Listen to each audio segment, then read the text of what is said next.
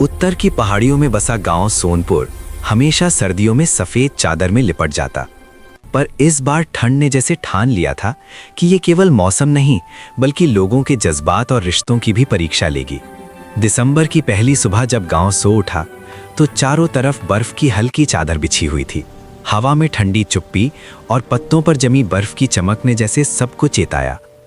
घरों की खिड़कियां और दरवाजे कांप रहे थे, तालाब और नाले जम चुके थे और हवा हर सांस को काटती हुई चल रही थी। चूल्हे की लाल आंख। रामू काका अपने मिट्टी के घर में चूल्हा जलाते थे। उनकी आंखों में चिंता और गर्माहट दोनों झलकती और पूरे मोहल्ले को ये गर्माहट महसूस होती। मिट्टी की दीवारों से उठती धुएं की पतली लकीरें आसमान को छूती। ये संकेत था कि गांव का हर दिल अभी भी जाग रहा है। नंगे पांव बच्चे, छोटे बच्चे जिनके जूते सालों से ख्वाब बने थे, फटी चादरों और पतले स्वेटर में स्कूल की ओर बढ़ते। पैरों में ठंड पर आंखों में उम्मीद और जज्बा। मास्टर जी की घंटी। स्कूल में मास्टर हरि प्रसाद ठिठुरती उंगलियों को रगड़ते हुए भी बच्चों को पढ़ाते, कहते ठंड हमें मजबूत बनाती है। भेड़ों का रेला। चरवाहे बर्फ में सफेद भेड़ों को धूप की तलाश में ले जाते। उनके कदमों की ध्वनि बर्फ में धीमी और पिठियन सहती थी। दादी की कथा। शाम ढले दादी माँ अलाव के पास बैठकर कहानियां सुनाती कि ठंड डराने वाली नहीं, सिखाने वाली होती है, और बच्चों की आंखों में भय और उम्मीद दोनों झलकते। सूनी सड़क। रात होते ही गलियां सुनसान थीं, केवल हवा की सिसकी सुनाई देती थी और हर छप्पर की छाया जैसे कांपती हुई प्रतीत होती। तारे और प्रार्थना। लोग अलाव के चारों ओर हाथ जोड़कर आसमान की ओर देखते, प्रार्थना करते कि कल थोड़ी राहत मिले और बर्फ में भी दिलों की गर्माहट बनी रहे। पर जैसे ही नई सुबह आई, तेज बर्फीली आंधी ने गांव को हिला दिया। हर रास्ता सफेद धुंध में खो गया। उम्मीदें जैसे ठंडी बर्फ में दब गईं।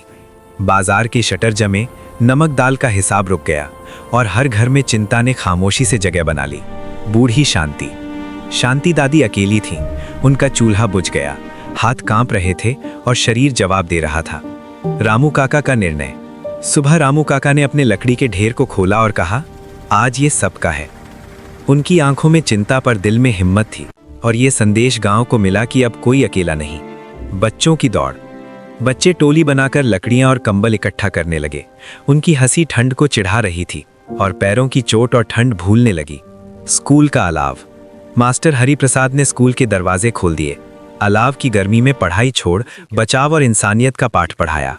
साझा रसोई। गांव की औरतें एक ही चूल्हे पर खाना बनाने लगीं। हाथों की गर्माहट दाल और रोटी में घुल रही थी।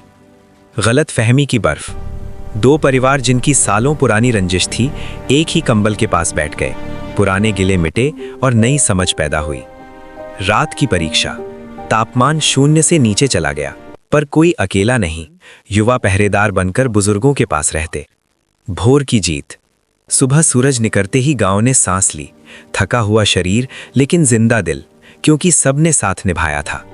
जैसे जैसे दिन आगे बढ़ा, सीख की धूप। ठंड बाकी थी पर दिलों में धूप और अपनापन बस गया। बच्चों का वचन। बच्चों ने ठाना, जूते मिले या ना मिले, कोई बच्चा नंगे पांव अकेला नहीं रहेगा। नया नियम।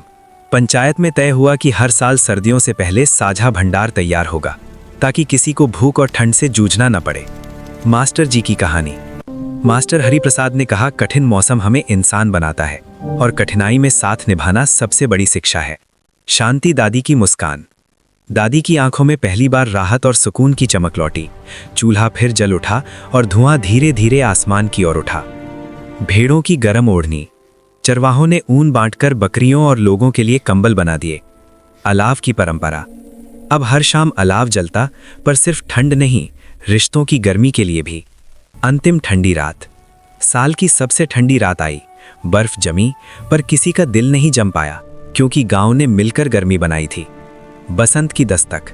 धीरे धीरे बर्फ पिघली, खेत मुस्कुराए, फूल खिले और धूप ने गांव की थकी हुई गलियों में जीवन लौटाया। नैतिक संदेश। गांव ने जाना, ठंड शरीर को जमाती है, पर इंसानियत और साथ रहने से दिल हमेशा गर्म रहते हैं। यही सच्ची गर्मी, यही जीवन का सबसे बड़ा पाठ। इस पूरी कहानी में सोनपुर गांव का हर दृश्य भावनाओं, पिटियंस और गर्मजोशी से भरा हुआ है। जहां रामू काका, शांति दादी, मास्टर हरि प्रसाद और बच्चे हर दृश्य में लगातार मौजूद हैं। उनके चेहरे और भाव एक जैसे बने रहे और हर सीन सिनेमैटिक, यूनिक और भारतीय सांस्कृतिक परिदृश्य के अनुरूप है। बर्फ की चादर, जमी सड़कें, ठंडी हवाएं, अलाव की गर्मी, बच्चों की मासूम हंसी और बूढ़ों की चिंता, हर दृश्य मिड जर्नी और एनिमेशन के लिए पूरी तरह प्रेरणादायक है, जिससे ये कहानी केवल मनोरंजन नहीं बल्कि सीख और भावनात्मक जुड़ाव भी देती है।